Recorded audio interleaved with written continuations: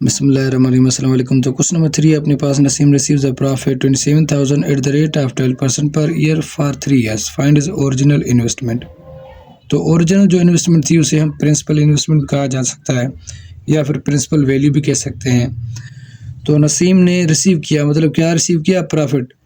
तो नसीम ने profit receive किया है 27,000 और सालाना के हिसाब से जो उसने उसको पैसे दिए थे, ओरिजिनल जो इन्वेस्टमेंट बोला है वो 12% के हिसाब से उसको ओरिजिनल इन्वेस्टमेंट दी थी।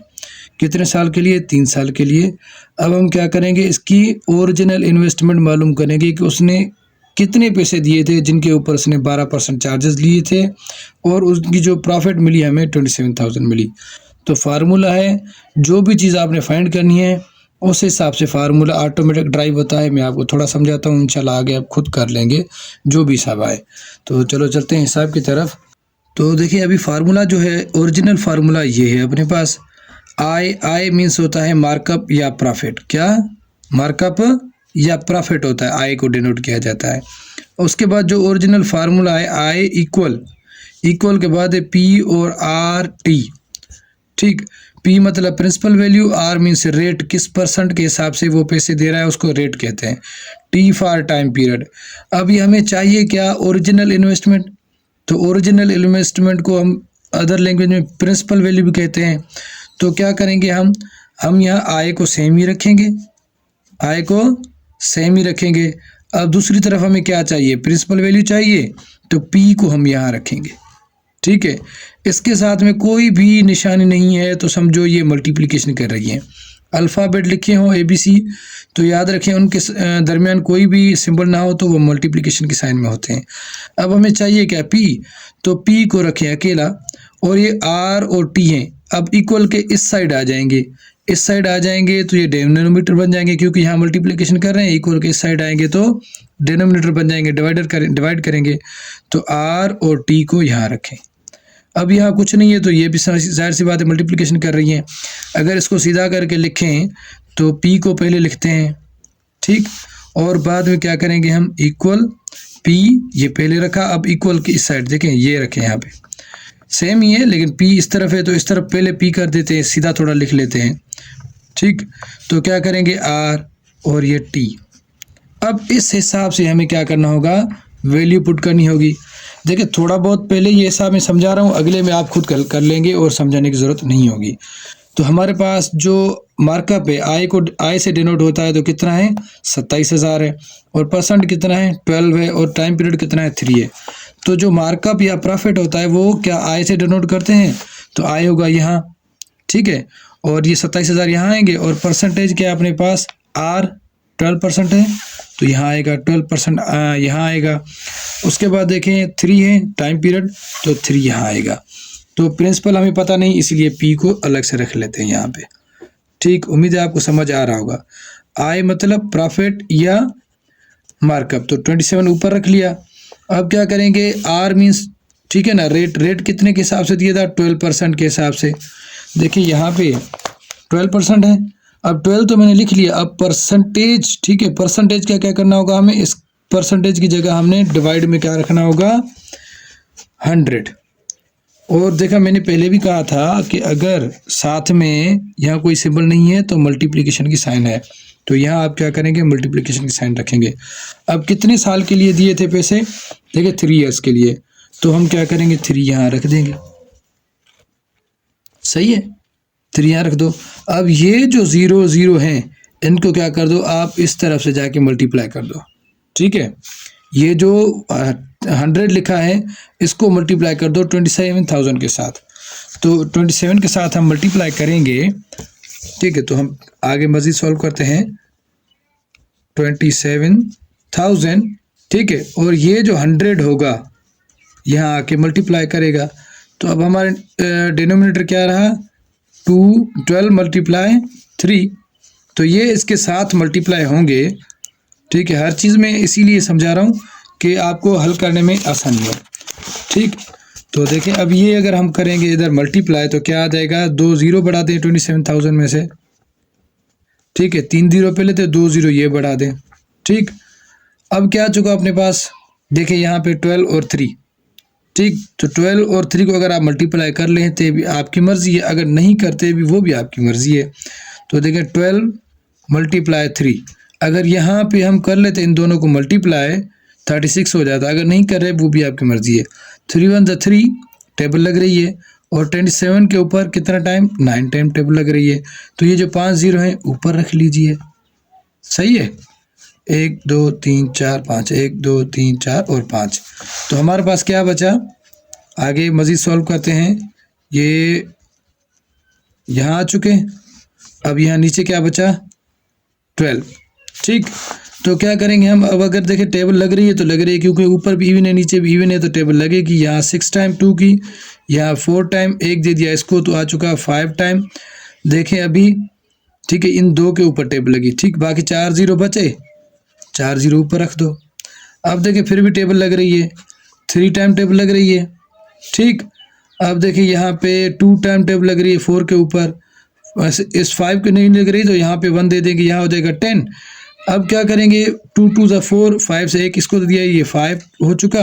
अब 3 0 बचे, 3 0 को रख देंगे ऊपर। तो अब चलते हैं आगे, मज़ीद सॉल्व करते हैं। यहाँ पे लिख लेते हैं, चलो यहीं पे लिख लेते हैं प्रिंसिपल। अच्छा थोड़ा लेंदी करवा रहा हूँ, लेकिन अगर जो यूट्यूब पे पढ़ा रहे हैं उनकी तरह पढ़ाता तो ये तो एक झटके में हो जाता, आसान है बड़ा, ठीक है। अभी देखें कोई टेबल ऐसी लग रही है तो इसके ऊपर लगा दे, हाँ लगेगी, ठीक। तो कोशिश करते हैं यहीं पे टेबल लगा लेते हैं इसकी। तो देखें लग रही है टेबल 3 की, तो 3 1 = 3 आ चुका। अब 22 के ऊपर नहीं लग रही, लेकिन 22 में से 1 दे देंगे इसको, ठीक है। तो यहाँ क्या बचेगा 21, तो से जो 3 है उसकी टेबल 7 टाइम लगेगी, और 1 दे देंगे इसको, तो हो जाएगा 15। तो 3 की टेबल 15 पे 5 टाइम लगेगी। देखिए अब इन तीनों के ऊपर टेबल लग चुकी है, लेकिन ये 3 0 बच रहे हैं, तो 3 0 को कर दीजिए ऊपर, सही है। तो आगे चलते हैं हम। प्रिंसिपल वैल्यू अपने पास क्या थी 75,000। अब जो उसने 3 साल के लिए पैसे दिए थे वो तो 75,000, और उसके ऊपर जो उसने मार्कअप रखा है, उसने जो परसेंटेज रखी थी वो तो 12% 3 साल के लिए, तो उसको कितना मिला 27,000 रुपये जो उसको प्रॉफिट मिला था। अब ये है ओरिजिनल वैल्यू, ठीक है। तो उम्मीद है आपको समझ आ चुका होगा। मिलते हैं अगले हिसाब में, अल्लाह हाफिज़। बिस्मिल्लाहिर्रहमानिर्रहीम, अस्सलाम वालेकुम। तो क्वेश्चन नंबर 4 है अपने पास, 8 what annual rate person would R 68,000 amount to 90,440 in 11 years. तो 8 वाट एनुअल रेट, तो हमें रेट फाइंड करना है, यहाँ पे लिखा है, ठीक है। तो देखिए अभी जो उसकी प्रिंसिपल वैल्यू थी, प्रिंसिपल अमाउंट थी, वो थी 68,000 अमाउंट थी, ठीक है। कितने साल के लिए थी 11 साल के लिए थी। जो 68,000 उसने दिए थे 11 साल के लिए, उसमें से उसको जितना मुनाफा हुआ वो अगर हम 68,000 में ऐड कर रहे हैं तो हमारे पास क्या आ रहा है 90,440।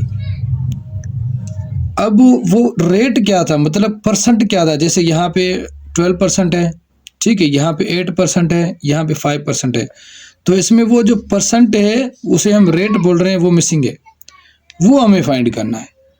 तो आपको पता है मैंने पहले भी फार्मूला बताया था कि फार्मूला एक ही है। अगर जो आपको चीज़ चाहिए थोड़ा उसको ड्राइव करें, आपको फार्मूला खुद ही मिल जाएगा। थोड़ा मैं आपको फिर भी समझा देता हूँ हर सवाल में कि जो ओरिजिनल आपका फार्मूला है, ओरिजिनल आपका फार्मूला है वो है I इक्वल P मतलब principal value, R means rate percentage, ठीक है, T मीन्स टाइम पीरियड। अब हमें चाहिए क्या, चाहिए अभी इस सवाल में रेट मतलब R चाहिए। तो क्या करेंगे, I को सेम रखेंगे हर हिसाब में। इस साइड हमें क्या चाहिए R, तो R को यहाँ रखेंगे, ठीक है। अब देखिए P और T इनके दरमियान कोई सिंबल नहीं है, ABC के जो अल्फ़ाबेट है उसके दरमियान कोई सिंबल ना हो तो समझो वो मल्टीप्लाई कर रही हैं। तो इक्वल की इस साइड मल्टीप्लाई कर रही हैं, अगर इक्वल की इस साइड भेजेंगे हम इनको तो क्या करेंगे डिवाइड करेंगी। R लिख लिया भाई, P और T को यहाँ बुला लें, P और T को यहाँ बुला लें। अब इसको थोड़ा सीधा करके लिख लेते हैं जैसे आपको समझ आए, ठीक है, क्योंकि ये लेफ़्ट साइड पे, इसको राइट साइड पे कर लेते हैं। तो ये हो चुका R, ठीक। अब यहाँ पे equal I means markup and profit, ठीक। तो ये हो चुका P, ये आ चुका T। तो R हमें मालूम नहीं लेकिन मार्कअप हमें मालूम है, ठीक है, मार्कअप या प्रॉफिट। तो देखें अभी प्रॉफिट उसने कितना कमाया, इसमें जो 90,000 थे 440, इसमें से माइनस करेंगे ये वाली वैल्यू, ठीक है, तो हमें प्रॉफिट मालूम हो जाएगा कितने कमाया उसने।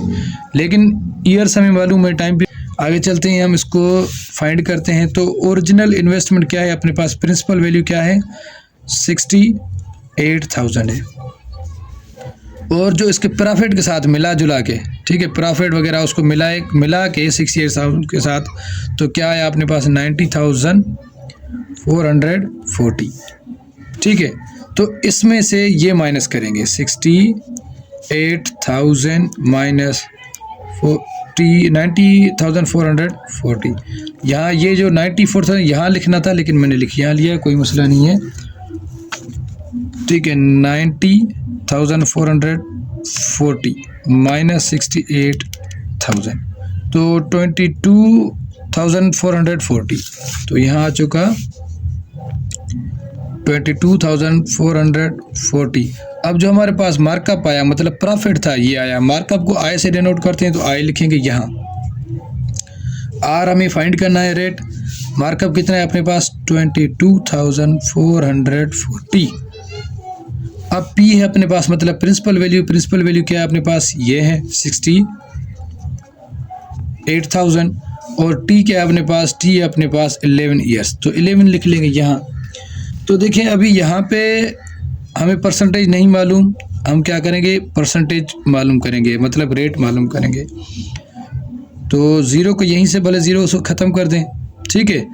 और देखिए अभी टेबल लग रही है तो लगा दें, ठीक है, 3 टाइम और ये 4 टाइम, डबल ज़ीरो नीचे आ जाएंगे। अब देखिए यहाँ पे 1 टाइम 2 की 2 टाइम, इसके ऊपर 2 टाइम, ठीक। तो मज़ीद आगे चलते हैं, हम इसको यहाँ पर लिख लेता हूँ मैं 1122, नीचे आ चुका 00 मल्टीप्लाई 11। तो आगे और सॉल्व हो रहा है, तो इसके ऊपर लगेगी 1 टाइम और इसको दे देंगे एक, तो ये हो जाएगा 14, तो 7 टाइम, ये 00 नीचे आ जाएंगे 11, ठीक। आगे करते हैं हम इसको मूव। तो देखिए यहाँ पे 5 टाइम लगेगी, एक दे देगा इसको, तो हो जाएगा 12, तो ये हो जाएगा 6, और ये हो चुका 1 टाइम, ठीक है। तो आगे चलते हैं 561 और ये 1700 मल्टीप्लाई 11। तो चलो कैलकुलेटर पे हल करते हैं जल्दी जल्दी।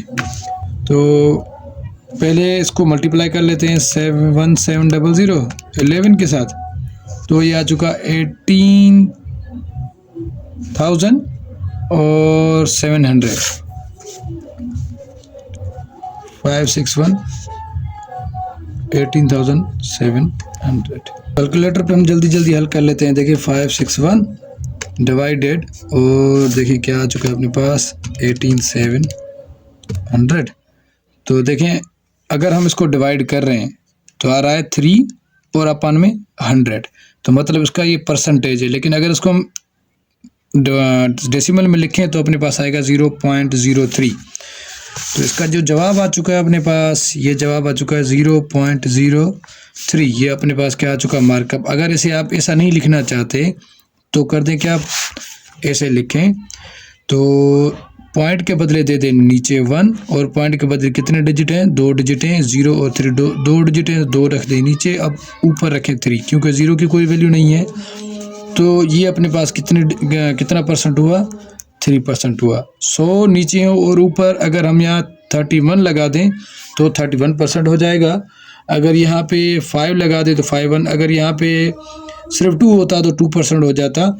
तो ये अपने पास क्या आ चुका, अपने पास ओरिजिनल रेट आ चुका जो हमें चाहिए इस सवाल। मतलब ये आर जो है, मतलब इसने कितने परसेंटेज के हिसाब से दिया था, कितने रेट के हिसाब से दिया था, वो आ चुका अपने पास 3।